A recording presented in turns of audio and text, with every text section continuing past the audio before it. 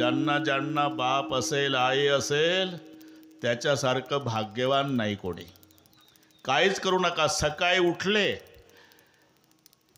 की मायबापाच्या पायावर डोकं ठेवून दर्शन घ्या आणि तुमचे मायबाप पाठीवून प्रेमानं हात फिरवतील. तो दिवस केवढा समाधानाचा जातो हे तुम्हीच ठरवा.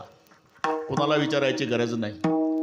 काय म्हणतात, आम्ही रोज मायबापाच्या पाया पडतो महाराज, ते आशीर्वाद देत नाही. ओ पढ़े लिखे नहीं है.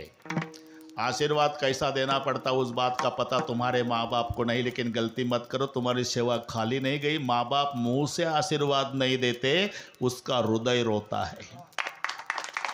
हृदय से रो रो के माँ बाप कहते बेटा तू जिंदगी भर सुखी रहेगा. लक्षात ठेवा, माय बापाच्या आशीर्वादात जी ताकद आहे ती परमेश्वराच्या नाही, आणि माय बापाच्या शापात ताकद आहे ते तपस्व्यांच्या नाही.